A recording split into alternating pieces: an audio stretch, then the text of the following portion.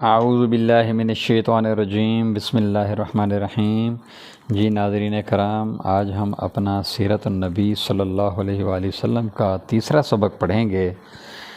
یہ سبق ہمارا صفحہ نمبر 3 سے شروع ہوگا اور صفحہ نمبر 9 پہ ہم اس کا انشاءاللہ اختتام کریں گے۔ اللہم صلی علی محمد وعلی آل محمد کما صلیت علی ابراہیم وعلی آل ابراہیم انک حمید مجید۔ اللہم بارک علی محمد وعلی آل محمد کما بارکت علی ابراہیم وعلی آل ابراہیم انک حمید مجید۔ تمام ارباب مذاہب میں سے ہر ایک کو اپنا مذہب اسی قدر عزیز ہے جس قدر دوسرے کو ہے۔ اس لیے اگر بے پردہ یہ سوال کیا جائے کہ دنیا میں کون ہستی ہے جس میں جامعیت کبریٰ کا وصف نمایاں تھا، تو ہر طرف سے مختلف صدائیں آئیں گی۔ لیکن اگر یہی سوال اس پیرایا میں بدل دیا جائے کہ دنیا میں وہ کون شخص گزرا ہے جس کا کارنامہ زندگی اس طرح قلم بند ہوا کہ ایک طرف تو صحت کا یہ انتظام تھا کہ کسی صحیفہ آسمانی کے لیے بھی نہ ہو سکا، اور دوسری طرف وسعت اور تفصیل کے لحاظ سے یہ حالت ہے کہ اقوال و افعال، وضع و قطع، شکل و شباہت، رفتار و گفتار، مذاق طبیعت، انداز گفتگو، طرز زندگی، طریق معاشرت، کھانے پینے، چلنے پھرنے، اٹھنے بیٹھنے، سونے جاگنے، ہنسنے بولنے کی ایک ایک ادا محفوظ رہ گئی، تو اس سوال کے جواب میں صرف ایک صدا بلند ہو سکتی ہے: محمد عربی فدیتہ بابی و امی۔ یہ جو کچھ کہا گیا مقصد تصنیف کا مذہبی پہلو تھا۔ اسی مسئلہ کو علمی حیثیت سے دیکھو، علوم و فنون کی صف میں سیرت کا ایک خاص درجہ ہے۔ ادنا سے ادنا آدمی کے حالات زندگی بھی حقیقت شناسی اور عبرت پذیری کے لیے دلیل راہ ہیں۔ چھوٹے سے چھوٹا انسان بھی کیسی عجیب خواہشیں رکھتا ہے، کیا کیا منصوبے باندھتا ہے، اپنے چھوٹے سے دائرۂ عمل میں کس طرح آگے بڑھتا ہے، کیوں کر ترقی کے زینوں پر چڑھتا ہے، کہاں کہاں ٹھوکریں کھاتا ہے، کیا کیا مزاحمتیں اٹھاتا ہے، تھک کر بیٹھ جاتا ہے، سستاتا ہے اور پھر آگے بڑھتا ہے۔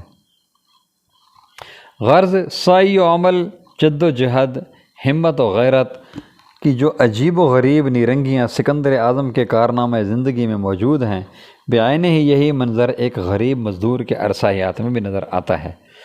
اس بنا پر اگر سیرت اور سوانح کا فن عبرت پذیری اور نتیجہ رسی کی غرض سے درکار ہے تو شخص کا سوال نظر انداز ہو جاتا ہے۔ صرف یہ دیکھنا رہ جاتا ہے کہ حالات و واقعات جو ہاتھ آتے ہیں وہ کس وسعت اور استقصاء و تفصیل کے ساتھ ہاتھ آتے ہیں، تاکہ مراحل زندگی کی تمام راہیں اور ان کے پیچ و خم ایک ایک کر کے نظر کے سامنے آ جائیں۔ لیکن اگر خوش قسمتی سے فرد کامل اور استقصاء سے واقعات دونوں باتیں جمع ہو جائیں تو اس سے بڑھ کر اس فن کی کیا خوش قسمتی ہو سکتی ہے۔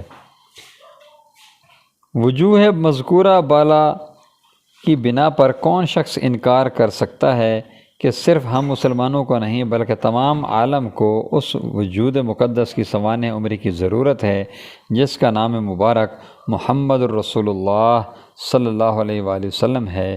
اللہم صلی علیہ وسلم صلاۃ کثیرا کثیرا۔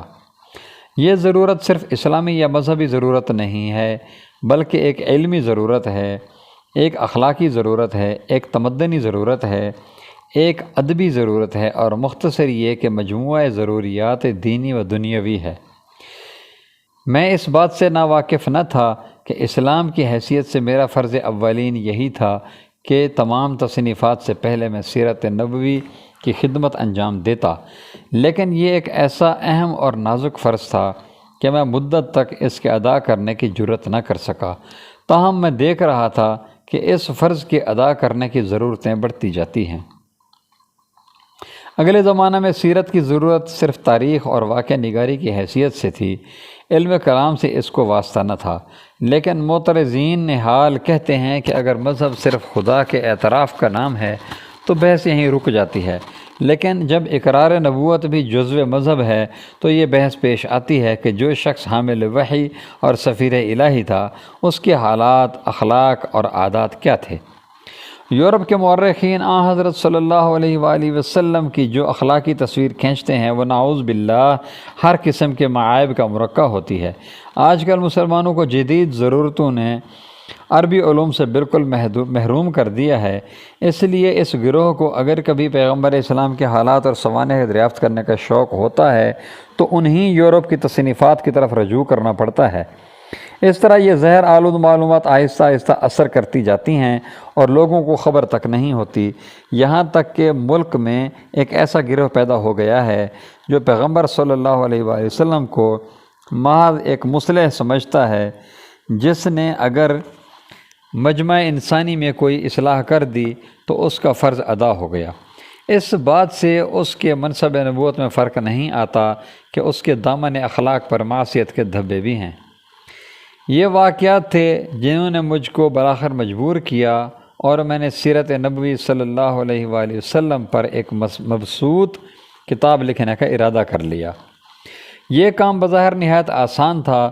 عربی زبان میں سینکڑوں کتابیں موجود ہیں، ان کو سامنے رکھ کر ایک ضخیم اور دلچسپ کتاب لکھ دینا زیادہ سے زیادہ چند مہینوں کا کام تھا، لیکن واقعہ یہ ہے کہ کوئی تصنیف اس تصنیف سے زیادہ دیر طلب اور جامع مشکلات نہیں ہو سکتی۔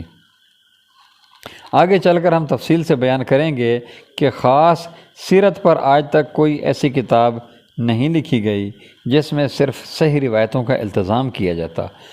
حافظ زین الدین عراقی جو حافظ ابن حجر کے استاد تھے، سیرت نبوی میں لکھتے ہیں، یعنی طالب فن کو جاننا چاہیے کہ سیرت میں ہر قسم کی روایتیں نقل کی جاتی ہیں، صحیح بھی اور قابل انکار بھی۔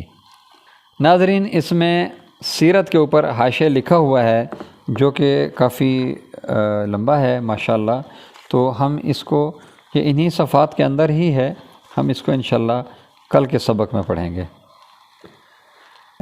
یہی سبب ہے کہ مستند اور مسلم الثبوت تصنیفات میں بھی بہت سی ضعیف روایتیں شامل ہو گئیں۔ اس بنا پر ضرور تھا کہ نہایت کثرت سے حدیث و رجال کی کتابیں باہم پہنچائی جائیں اور پھر نہایت تحقیق اور تنقید سے ایک مستند تصنیف تیار کی جائے، لیکن سینکڑوں کتابوں کا استقصاء کے ساتھ دیکھنا اور ان سے معلومات کا اقتباس کرنا ایک شخص کا کام نہ تھا۔ اس کے ساتھ ایک ضرورت یہ بھی تھی کہ یورپ میں حضرت صلی اللہ علیہ وسلم کے متعلق جو کچھ لکھا گیا ہے اس سے واقفیت حاصل کی جائے۔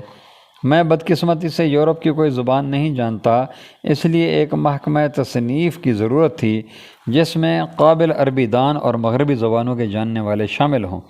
خدا نے جب یہ سامان پیدا کر دیے تو اب مجھ کو کیا عذر ہو سکتا ہے؟ اب بھی اگر اس فرض کے ادا کرنے سے قاصر رہتا تو اس سے بڑھ کر کیا بدقسمتی ہو سکتی تھی۔ وما علینا الا البلاغ المبین۔ جزاکم اللہ خیر و احسن الجزاء۔ ناظرین، آج کے سبق میں حاشیہ رہ گیا تو چونکہ سبق کافی لمبا ہو رہا تھا تو انشاءاللہ ہم سیرت کے اوپر جو حاشیہ لکھا گیا ہے صفحہ نمبر 6 سے شروع ہوا ہے، یہ ہم کل انشاءاللہ اس کو اپنے سبق میں شامل کریں گے۔ جزاکم اللہ خیر و احسن الجزاء۔ ناظرین، اگر آپ نے ہمارے چینل کو سبسکرائب نہیں کیا تو برائے مہربانی ہمارے چینل کو سبسکرائب کر دیں اور گھنٹی کے نشان کو ضرور دبا دیں تاکہ ہماری ہر نئی آنے والی ویڈیو آپ تک فوراً پہنچ سکے۔ جزاکم اللہ خیر و احسن الجزاء۔